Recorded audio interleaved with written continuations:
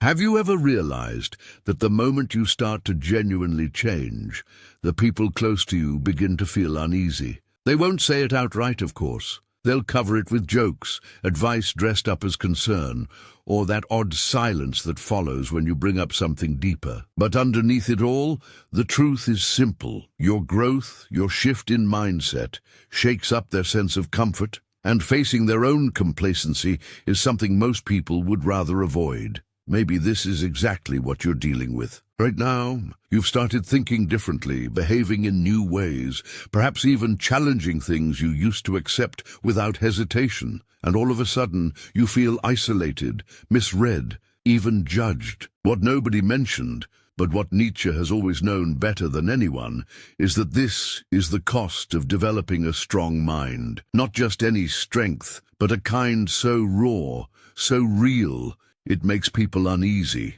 It unsettles them. Without a single word, it reveals the fragility of those still stuck on autopilot. But why does this occur? Because a truly powerful mind poses a threat to the comfort of collective mediocrity, and Nietzsche made that very clear. The moment you choose to think independently, build your own values, and walk away from the convenient illusion of prepackaged truths, you become a threat. A threat to the system, a threat to those around you, and perhaps most of all, a threat to the person you used to be. This video is a call, a challenge. It's not made for those who are comfortable, nor for those who want easy answers. It's made for you, who is tired of being a hostage to your own insecurities, who feels on the brink of an internal rupture, and who is ready to build something that no one can destroy, a mind that no one can manipulate, a mind that terrifies because it does not bend. So if you feel ready for this path, a lonely, tough, but absolutely transformative path, stay, because what nature has to teach you will confront you, but it can also set you free, and after this, you will never think the same way again.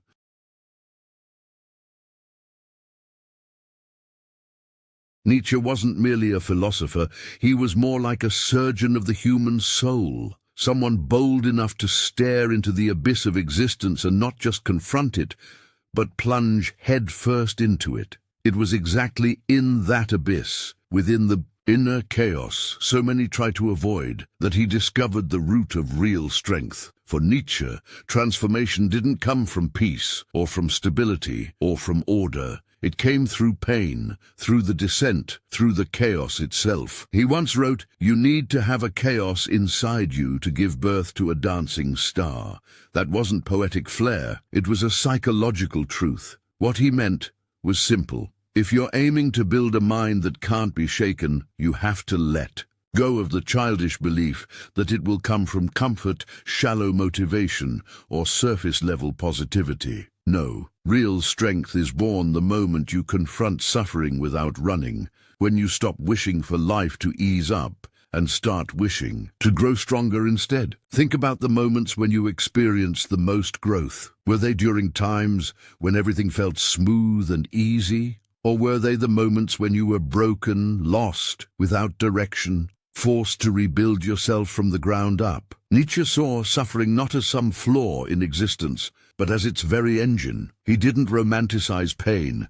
He treated it as a tool. And once you begin to shift how you relate to pain, to failure, to loneliness, you start to forge something incredibly rare, a spirit that cannot be broken. That's exactly when the world starts to feel uneasy around you, because where most run from chaos, you will learn to move through it. Where others crave normality, you will begin to carve out greatness. But this transformation requires a brutal break with everything you were taught about strength. Being strong is not about smiling all the time. It is not about having fake emotional control. Being strong is enduring the unbearable and coming out on the other side even more dangerous. But Nietzsche knew that chaos by itself is not enough. You can be destroyed by it if you do not have an inner center, an anchor. And that is why, in the next part, we will talk about the most decisive moment of Nietzschean philosophy, when he kills God and places upon you the full weight of existential responsibility. Because when there is no longer a sky to look up to, it is within you that the universe needs to be born. If you find this content valuable, click the subscribe button and subscribe to the channel. Your support is greatly appreciated.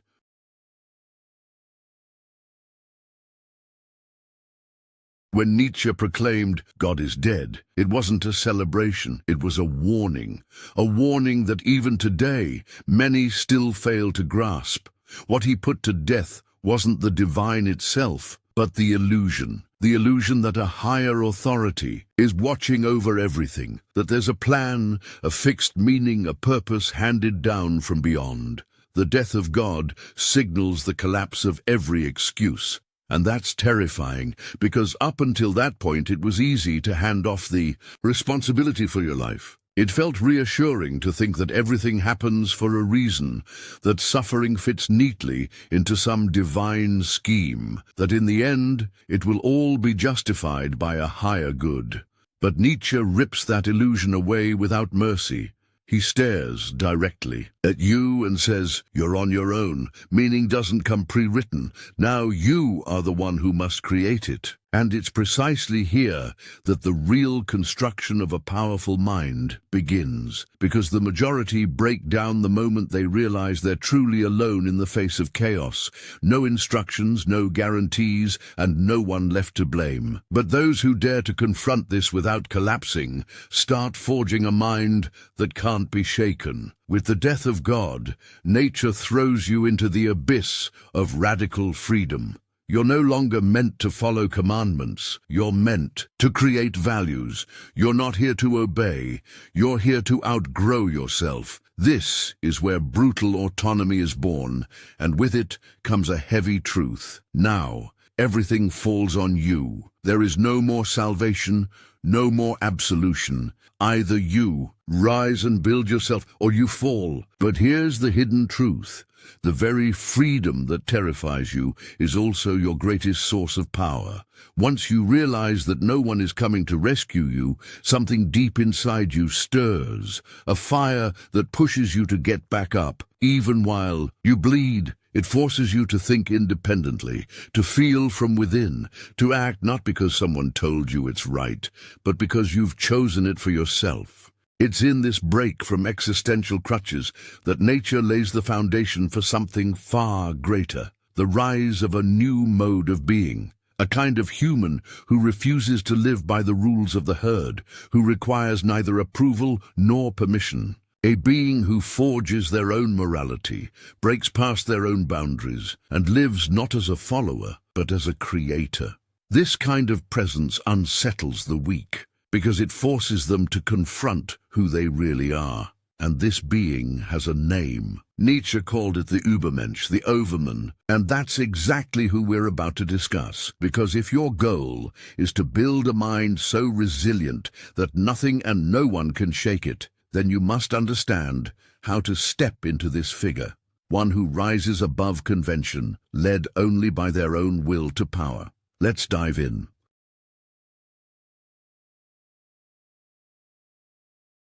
Nietzsche did not place his faith in the gentle, passive evolution of mankind, that slow crawl toward progress through comfort and conformity. No, he believed in rupture, in violent breaks, in the kind of radical transformation that doesn't politely ask for change. It demands it, a total collapse of the old, to give birth to something entirely new. This is why he envisioned the Übermensch, the overman. But don't misunderstand this figure. He is not a superhero. He does not wear a cape, does not possess magical powers. The Übermensch is not above others because of what he can do. He is above because of what he has overcome. He has broken every chain that still binds the average man. Guilt, obedience, herd morality, the need for permission, for applause, for belonging. The overman has no need to be accepted by society because his very existence redefines what it means to belong. He does not bend to external norms. He creates his own values from within and follows them with the discipline of a god and the courage of a rebel.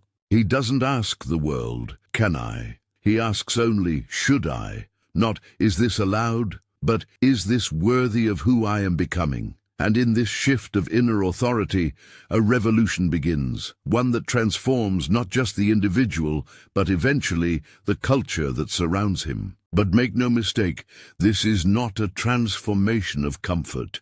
It is a metamorphosis born in fire. Because to become the Übermensch, you must first destroy the scaffolding that has held your identity together. The lies, the conditioning, the borrowed beliefs passed down to you by a culture addicted to safety and sameness. You will have to murder the part of yourself that still begs to be liked, that still seeks applause, that still craves the warm embrace of the familiar crowd. The Übermensch is not built in applause. He is built in isolation. He is constructed, not through validation, but through solitude, through the silence that confronts you when you realize no one is coming to save you. No God, no guide, no ideology, only you. And here is where Nietzsche's vision becomes unbearable for most. The idea that you must now become your own creator. You must write your own commandments. You must sculpt your own soul. And that is terrifying. Because for the first time, there is no one left to blame, no one to hand you meaning, no one to give you permission to live. This is where the weak collapse. They retreat to comfort, to religion, to ideology, to herd thinking. They run back to the illusion that someone, somewhere, is still in control. But those with the courage to stand in this existential void, to stand naked before the chaos of life with no script, no shield and no savior, those are the ones who begin to build something indestructible. The Übermensch is not an idea you casually adopt. It is a figure you must become, and that becoming is brutal. It's a kind of spiritual violence, a necessary one, in which you tear apart everything in you that does not belong to you. Every belief you inherited but never questioned. Every value you absorbed but never chose. Every identity handed to you by a world that never asked who you really are. And only once the destruction is complete. Only once you've walked through the fire of inner death can the real construction begin. But this building doesn't happen in public. It doesn't happen on stages or timelines. It happens in dark rooms, in late nights, in quiet mornings when the rest of the world is asleep. It happens in the solitude of deep reflection, in the brutal honesty you force upon yourself when there's no one left to impress. This is where the mind of the Übermensch is forged, not on the anvil of comfort, but on the blade of self-confrontation. He learns to carry the weight of his own existence without flinching. He becomes the source of his own meaning. His actions are not driven by external rewards, but by an internal compass that asks only one question. Does this align with my will to power? And that phrase, will to power, is the pulse of Nietzsche's entire philosophy. It is not about power over others. It is not domination. It is the power to shape, to create, to will your inner vision into the outer world, to bend chaos into form, to bring something into existence that did not exist before, not because it was required, but because you willed it so. This is not a philosophy for the faint of heart. It is not meant to comfort you. It is meant to wake you up. Nietzsche didn't write for the masses. He wrote for the few, the rare few who were willing to risk their comfort for the chance to become something greater. He knew this path was lonely. He walked it himself, misunderstood, mocked, declared insane by a society that could not understand the scale of his vision. But in that isolation, he found a clarity that few ever reach. The clarity of one who no longer needs the world to agree with him. The clarity of one who knows who he is. And this is the gift Nietzsche leaves us. Not a map, but a mirror. Not a doctrine, but a dare. Will you become your own creator? Will you burn away what is false? Will you endure the pain of authenticity, knowing it might cost you everything? but give you something the world cannot touch? If so, then you are ready to begin the construction of the Übermensch, a process that has no end, a path that winds forever upward, a burden and a gift. To become the Übermensch is to choose evolution over comfort, to create values in a world that has lost its way, to build a mind so strong, so self-sufficient, that no system, no crowd, no rejection can break it. Because it does not lean on anything it did not build itself. This is not a transformation for everyone. But if you hear this, and something in you stirs, something ancient, something wild, something deeply sovereign, then maybe, just maybe, you're already on the way. And the world will resist you. It will misunderstand you. It will call you arrogant, dangerous, even delusional. But in time, it will learn you were never here to fit in. You were here to create. And that is exactly why, in the next part, we will dive into the most neglected and most powerful aspect of this journey, the solitude of the strong. Because the truth is that to become unshakable, you will have to learn to walk alone, and few are ready for that.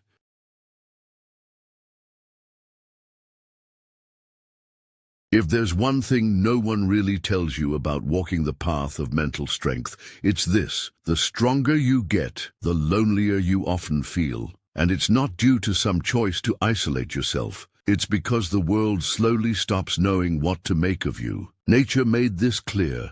The free spirit, the one who steps outside of conventional morality, who refuses to settle for easy answers, who chooses to think independently, inevitably finds themselves drifting from the herd. That distance stings, no doubt, but it's a necessary ache because genuine growth needs room, and you simply can't expand while you're still chained to the expectations of others. Most people exist within an unseen herd, where every thought is monitored and every action is weighed against others' reactions. You've grown accustomed to moving with the crowd, thinking like the crowd, feeling safe because there are others around you. But what nature demands is quite the opposite. It pulls you away from that comfort and casts you into the desert. In that desert, there is no applause, no praise, no guide. There is only you, your doubts, your traumas, your fears, and your urge to give up. This is where the true test begins, because what do most people do? They run back, they retreat behind their masks again. They pretend they don't feel, don't think, don't see. But you, if you genuinely want to become unbreakable, will have to stay. You will need to endure the silence that unveils your true self. Nietzsche once said, "The individual must always struggle not to be overwhelmed by the tribe. And if you choose to try, loneliness will often greet you. Fear, too, will come knocking. Yet no cost is too steep when the reward is owning yourself." That is the heart of it, the act of self-possession, an achievement both rare and deeply powerful. Because when you truly claim yourself, control no longer lies in others' hands. Your value is no longer dictated externally, and no one has the power to diminish you. But this kind of self-possession carries the burden of solitude. People will drift away, misunderstandings will follow. You'll be called arrogant, odd, or emotionally distant. They'll urge you to return to the mold. They'll label you cold, aloof, even unfeeling. But this is the cost of staying untamed.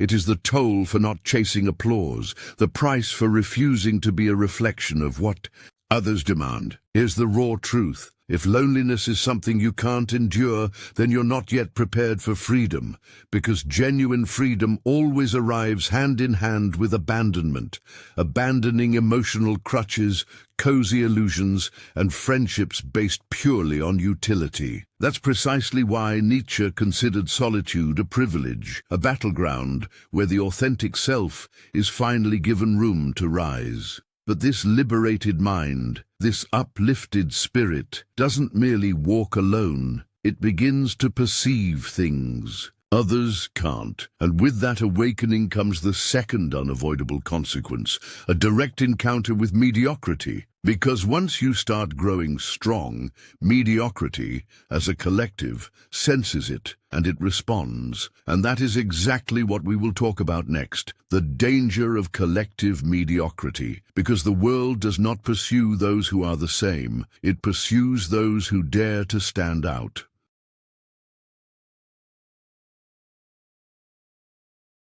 And here is the unfiltered truth. Friedrich Nietzsche was not afraid of tyrants. He did not lose sleep over authoritarian rulers or declared oppressors wearing crowns or uniforms. What he feared, what he denounced with relentless, philosophical fire, was far more subtle and far more dangerous. It was collective mediocrity, that silent force, that quiet consensus, that invisible pressure system designed to keep everyone leveled, diluted, and harmless. Collective mediocrity doesn't declare itself as your enemy. It doesn't show up in chains or shout with a bullhorn. No, it smiles. It nods. It speaks in the soft voice of social approval. It whispers through repetition, through expectations, through norms. It punishes difference not with violence, but with exclusion, with silence, with quiet mockery. And worst of all, it rewards obedience. It disguises cowardice as virtue, and it calls submission maturity. To Nietzsche, the greatest threat to the human spirit didn't come from above. It came from beside you. It came from your neighbor, your colleague, your community, your so-called friends. From the herd that doesn't want you to rise because your rising reveals that they never tried. Your light makes their shadows longer, and so they turn on you, not out of logic but out of instinct, not out of morality but out of resentment. And that resentment, it's quiet, but it's everywhere. Because the moment you begin to grow, when your thoughts begin to sharpen, when your will hardens, when your presence becomes just a little too intense, you disturb the equilibrium. Not because you're doing anything wrong, but because you're doing something rare. You're not fitting the mold, you're breaking it. You're not blending in, you're standing out. And that, in a mediocre culture, is dangerous. The truth is this: society does not tolerate brilliance easily. Not real brilliance, not the kind that questions, that refuses to bow, that walks alone. Mediocrity cannot coexist with true excellence because excellence forces reflection. It shows what's possible. It lifts the veil. And most people are not looking for possibility, they are looking for permission to stay the same. Nietzsche saw this clearly. He called it slave morality, a system of values created not by the strong, but by those too weak to be strong. A morality invented not to elevate, but to invert. In this upside-down code, power is called arrogance. Independence is labeled coldness. Ambition becomes selfishness. And submission, obedience, and conformity, these are crowned as the highest virtues. But don't misunderstand. This isn't born of compassion. It's born of resentment. The weak do not want the strong to rescue them. They want the strong to fail. It is not salvation they crave. It's balance, even if that balance means pulling the capable downward. So when you begin to break away, when you start to walk your own path, expect the resistance. It won't always be open. Sometimes it's a look, sometimes it's a laugh behind your back, sometimes it's silence at the exact moment when encouragement was needed most. But the message is always the same. Go back. You're making us uncomfortable. You're making us feel small. And you're not even trying. You're just being who you are. Nietzsche understood this too well. He saw that most people live in a mental prison, a prison built not of bars, but of guilt, fear, and obedience. They exist in conformity, and anyone who challenges the structure becomes a threat. Not to order, but to comfort. Mediocrity, doesn't fight fair. It doesn't come with a sword. It comes with numbers, with consensus, with tired, recycled phrases that are repeated so many times they start to sound like wisdom. It will wear you down, not with argument, but with repetition. It will try to make you second-guess your own mind. It will try to twist your uniqueness into arrogance, your discipline into obsession, your courage into insensitivity. And here's the tragedy. Many brilliant minds surrender. Not because they are weak, but because they are tired. Tired of being the outsider. tired of defending every thought, tired of being seen as the problem simply because they see the problem. But Nietzsche would give you a different name, not arrogant, not difficult, not a threat. He would call you necessary. Because in a world that runs on recycled desires, manufactured goals, and pre-approved truths, it is the few, the rare few, who dare to be different, who shake the ground just enough for something new to emerge. The discomfort you bring, that is the beginning of transformation. And let's be honest, you are at war, not with people, but with a mindset, a collective inertia that fears growth because growth requires effort. And in that war, you need weapons, but not physical ones, mental weapons, psychological strength, emotional independence, philosophical armor. You need to be prepared to walk alone and not just tolerate that loneliness, but to respect it, to even welcome it, because loneliness is not the absence of people. It is the presence of your real self, unfiltered, unapproved, unmanipulated, and that is where true freedom begins. But freedom, real freedom, has a cost. When you elevate yourself mentally, spiritually, creatively, you start to exist in a space that few people understand, and misunderstanding leads to isolation. You may lose comfort, you may lose approval, you may lose friends, but what you gain is yours forever. You gain clarity, vision, strength. You gain the power to move without permission, to speak without rehearsing, to think without apologizing, to create without conforming. That is the reward that Nietzsche pointed toward, not comfort, not happiness, but the freedom to live as a sovereign being, beyond the reach of herd morality, beyond the pull of collective mediocrity. So if you feel the weight of resistance, good, it means you're moving. If you feel misunderstood, good, it means you're thinking for yourself. If people around you seem more and more uncomfortable with your presence, that's not your signal to change. It's your confirmation that you already have. Stand firm. Strength isn't about overpowering others. It's about refusing to shrink. It's about building a mind so sharp, so steady, so utterly independent that no system of mediocrity can seduce it or suppress it. Because at the end of all of this, when the noise quiets, when the fake smiles fade, when the shallow conversations stop, you will be left with one thing, yourself. In the next part, you will understand the price and the power of being unbreakable.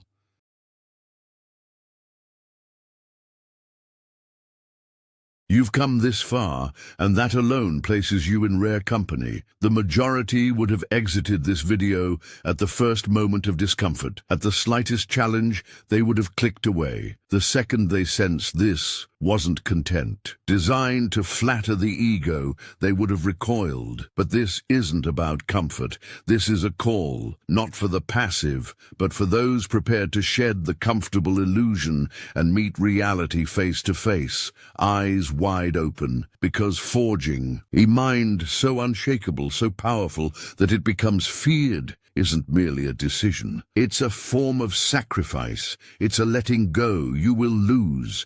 Friendships rooted in surface-level connection, they will dissolve. Opportunities that require you to bow, to comply without thought, they will pass you by.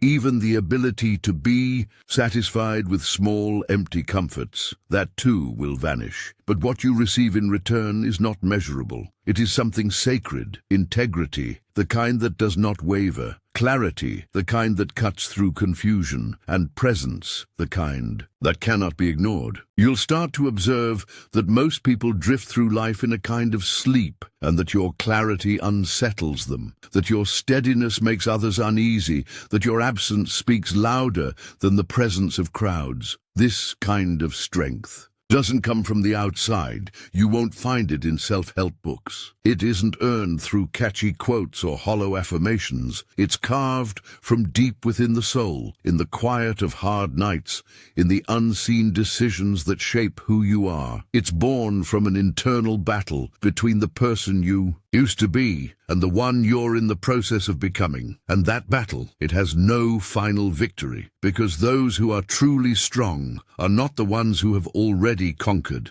They are the ones who keep pushing forward, even when they've earned the right to rest. Nietzsche wasn't interested in gathering followers.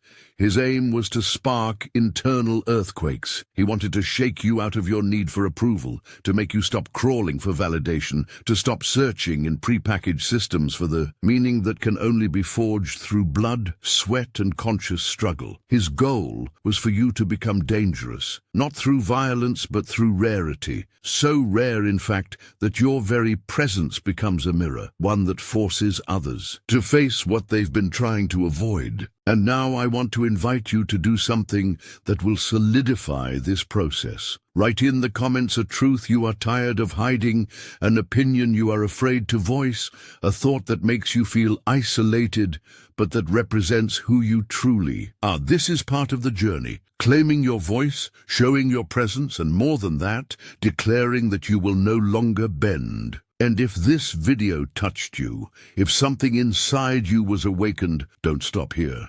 The next video is just as important as this one, perhaps even more so. It continues this journey, and if you've made it this far, you know you're not watching just out of curiosity. You are here because something inside you has already begun to change. So keep going. You are not alone. You are just ahead. And that, my dear, is frightening, but it is also liberating.